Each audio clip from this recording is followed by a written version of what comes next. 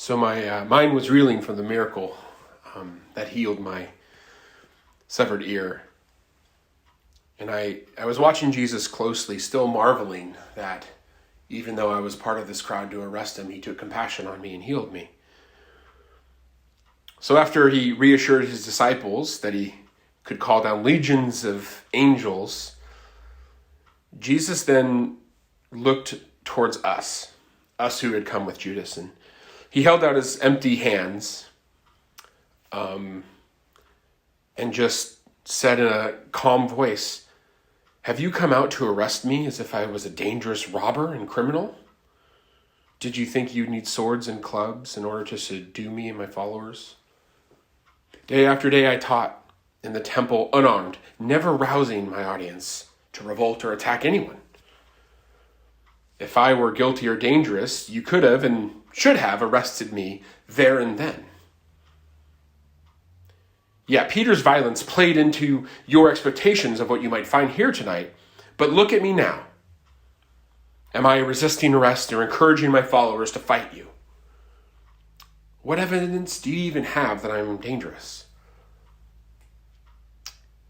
Your approach in this place, under the cover of night, validates everything I have been saying.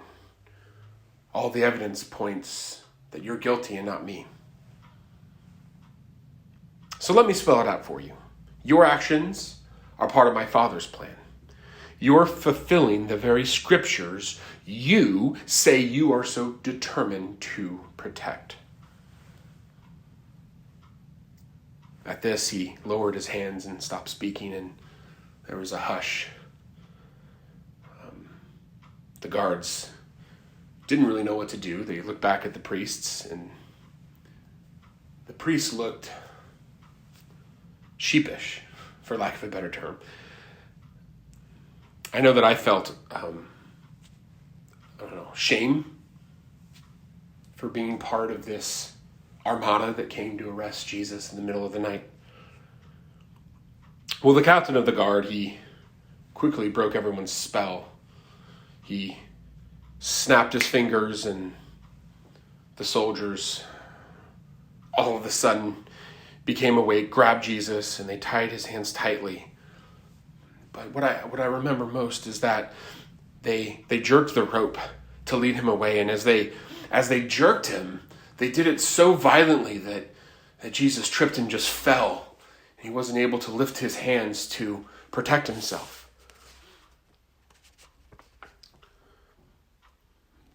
All of a sudden, when Jesus was being led away and drugged, the other disciples realized that they were in trouble also.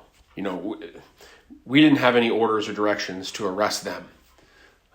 But they didn't know that. They didn't stick around long enough to find out. They fled.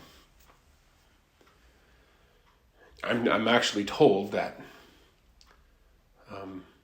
them being scattered like sheep when their shepherd was taken away is something that Jesus knew was going to happen.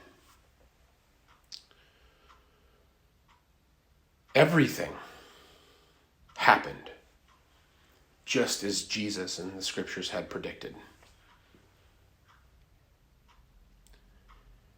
You know, it's funny as I continue to watch the shoulders pulling Jesus down the path, him falling and being drugged by this rope. I had this sense that even though his hands were tied and he didn't look like he was free, that he had actually been free all along, that he was choosing to allow himself to be arrested and taken away. This Nazarene's steps were his own. This path and journey that he was on was no accident.